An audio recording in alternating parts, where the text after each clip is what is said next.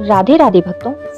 साधक को कई गुना फल प्रदान करने वाला भगवान माधव या श्री कृष्ण को समर्पित माघ का पावन महीना चल रहा है। ऐसे में माघ मास के कृष्ण पक्ष की एकादशी, जिसे षटतिला एकादशी के नाम से जानते हैं, इसका उल्लेख शास्त्रों में अत्यंत फलदायी व्रत के रूप में किया जाता है।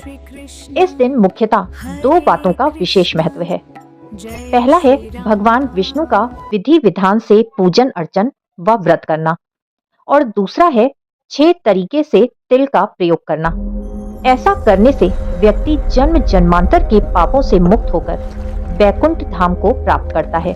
यही कारण है कि इसे मोक्षदायिनी एकादशी के नाम से भी जानते हैं। षटतिला एकादशी का संबंध दान, तप और आत्मशुद्धि से है। इस दिन तिल से जुड़े कार्य करना अत्यंत शुभ फलों की प्राप्ति करवाता है। तिल को शुद्धि, पितृ तृप्ति और नकारात्मक ऊर्जा का नाश करने वाला बताया गया है। 6 तरीके से तिल का प्रयोग इस तरह से करना चाहिए। पहला है तिल का स्नान। तिल का स्नान करने से शारीरिक व मानसिक शुद्धि प्राप्त होती है। दूसरा है तिल का उपटन। षटतिला एकादशी का दिन तिल का उपटन लगाने से स्वास्थ्य लाभ होता है और ग्रह दोष शांति भी मिलती है। इस दिन पितरों की शांति के लिए तिल से तर्पण करना अत्यंत आवश्यक है। इस दिन भगवान विष्णु के निमित्त तिल का हवन अवश्य करना चाहिए। इससे भगवान विष्णु अत्यंत प्रसन्न होते हैं और साधक पर अपनी कृपा बरसाते हैं। भगवान को इस दिन तिल मिश्रित पदार्थों का भोग जरूर लगाएं और स्वयं भी प्रसाद के रूप में उसे ग्रहण करना चाहिए। और इस दिन तिल का दान महादान कहा गया है। षटतिला एकादशी साल की बड़ी एकादशियों में से एक है, तो फलाहार या निराहार से इस व्रत को अपनी शारीरिक सामर्थ्य के अनुसार जरूर जरूर रखें।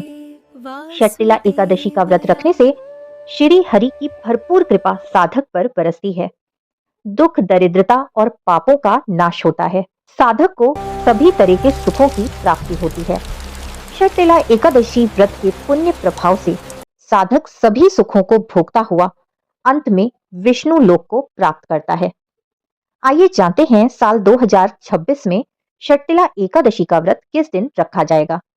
षटतिला एकादशी की शुरुआत हो रही है 13 जनवरी 2026 की दोपहर 3:17 पर, और वहीं इसका समापन हो रहा है 14 जनवरी 2026 को सायंकाल 5:52 पर।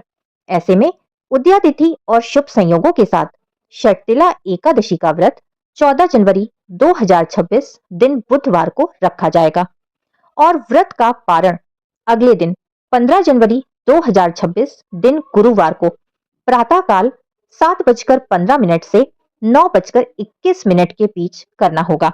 षटतिला एकादशी के दिन किए गए किसी भी पुण्य कर्म का फल भक्तों हमें कई गुना होकर मिलता है।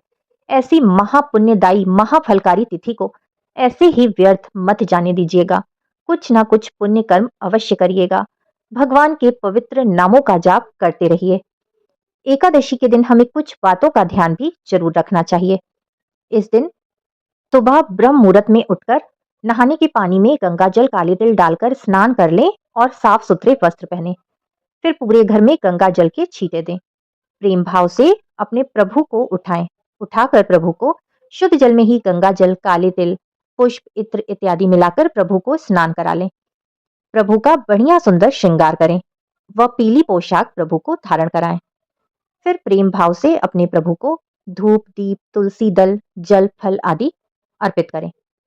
फिर एकादशी व्रत कथा का श्रवण या पठन जरूर किया करें।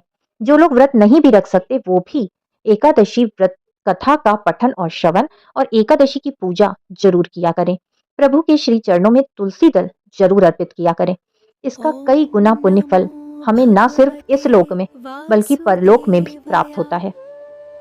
पूरा दिन प्रभु के पवित्र नामों का जाप करें और फिर अपनी पूजा में एकादशी माता की आरती और कुंज बिहारी की आरती जरूर गाएं। किसी भी तरह की हिंसा ना करें, किसी भी लड़ाई झगड़े में ना पड़ें, नहीं तो व्रत और पुण्य कर्मों का फल शून्य हो जाता है। भक्तों, इस दिन शांत रहें और पूरे दिन को प्रभु के श्री चरणों में बिताएं। अगले दिन यानी द्वादशी तिथि के दिन नियत समय में अपने व्रत को खोलें और पूजा पाठ इत्यादि करके दान पुण्य इस दिन जरूर करें। तभी व्रत संपूर्ण होता है और भगवान को निर्विघ्न व्रत को पूर्ण करने के लिए धन्यवाद देना बिल्कुल भी ना भूलें। उम्मीद करती हूँ आज का वीडियो आपको पसंद आया होगा। प्लीज वीडियो पसंद आया तो वीडियो को ज्यादा से ज्यादा शेयर करें, लाइक करें और सब्सक्राइब करें। फिर से मिलेंगे मेरे चैनल कृष्णा माखन चोर पर। तब तक के लिए राधे राधे।